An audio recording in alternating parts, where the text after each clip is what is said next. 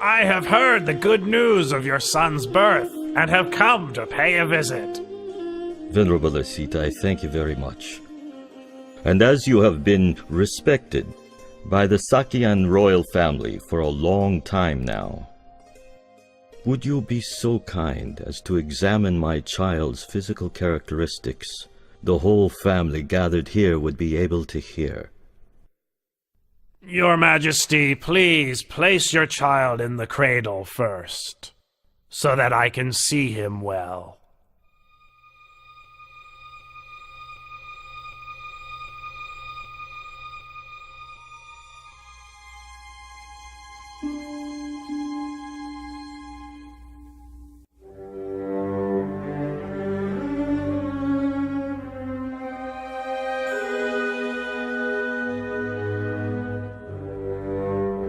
This royal child exhibits all the characteristics of a great being laid down in the ancient texts. I have never seen any being with the signs expressed to such perfection.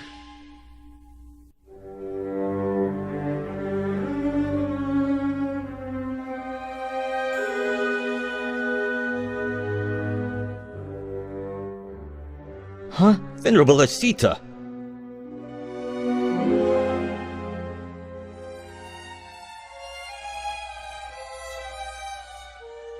I have examined the characteristics of your newborn son. I predict that when your son has grown up, should he lead the household life, he will become a wheel-turning monarch, a great king of the world. But if he should leave, he will become a fully enlightened Buddha, supreme teacher of gods and humans. Oh, but it's such a pity. What's such a pity, Venerable Asita? It's a pity that I am too old to have the chance to live to see this great being grow up.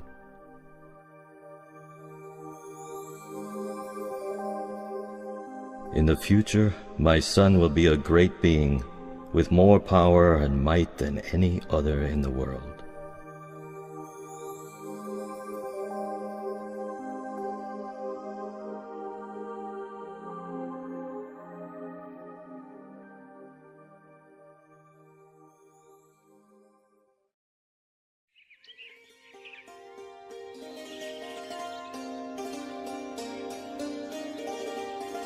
From the 108 Brahmins I invited for the naming ceremony, you 8 have been selected to interpret my baby son's characteristics. You are all proficient. Please give your prediction for my son's future life.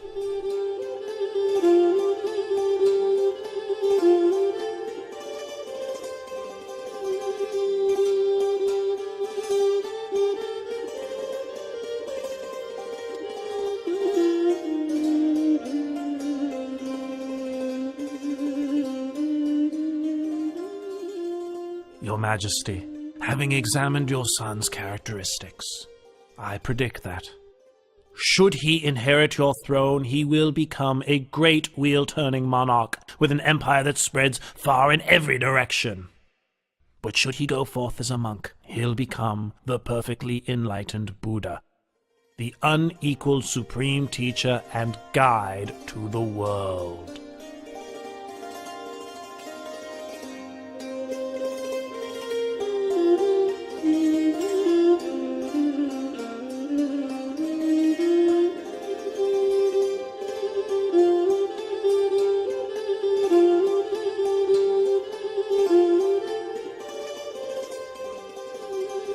Venerable Kundanya, you are the last of the 8 Brahmins.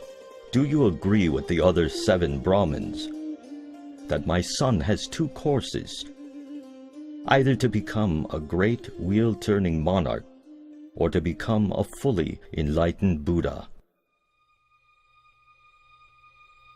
I have considered your son's characteristics in detail.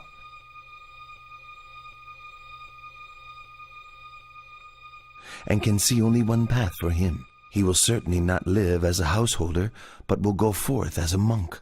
Then he will become enlightened as the Lord Buddha. This is beyond doubt, Your Majesty. You predict my son will reject the household life What would cause him to make such a decision? Your son will see 4 signs: an old man, a sick man, a dead man, and a monk.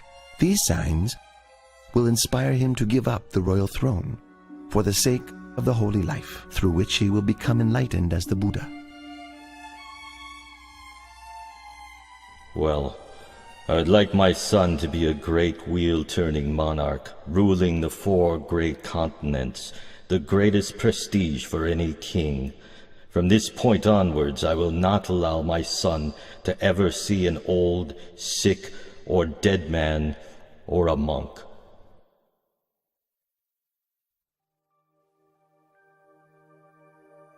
Having predicted the prince's future life, the 8 Brahmins gave him the auspicious name Siddhartha, meaning he who will succeed in that which he desires.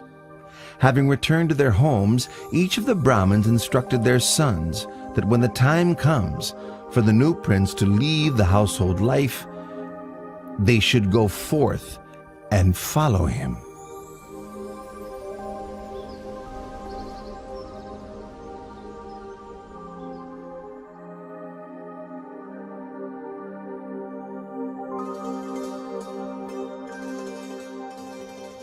Seven days after Prince Siddhartha's birth, his mother, Queen Siri Mahamaya, passed away and became a god in the heaven of Tusida.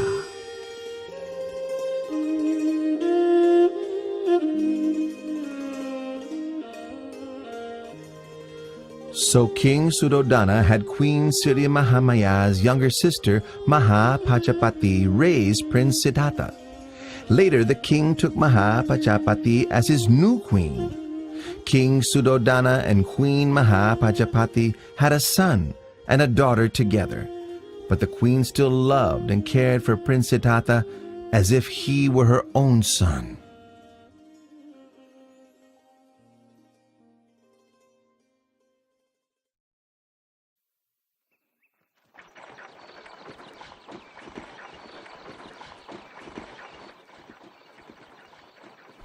Both of you would like to go and watch the plowing ceremony, wouldn't you?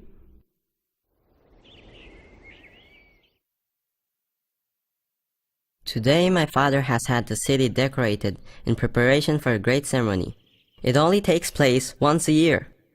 Go and watch. I will simply sit here. You needn't worry about me. With your permission, we'll go and watch for a while. As soon as the ceremony is finished, we'll be right back, Your Highness.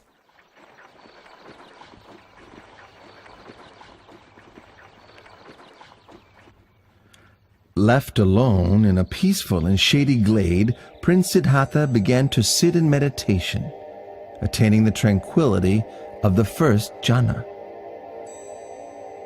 As the afternoon passed by, the shadows of all the trees moved with the course of the sun, except for the shade of the rose apple tree under which the prince sat. It did not shift position, but remained steadily in place. When the companions returned and saw this wonder, they were startled and conveyed the news to the king, who went to see for himself.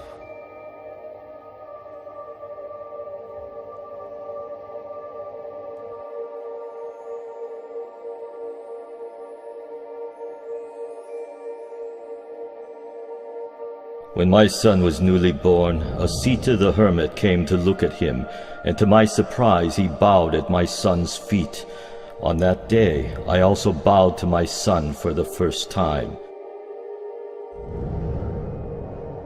Now, my son has performed this marvel. Having seen it, I feel I must bow to him for a second time.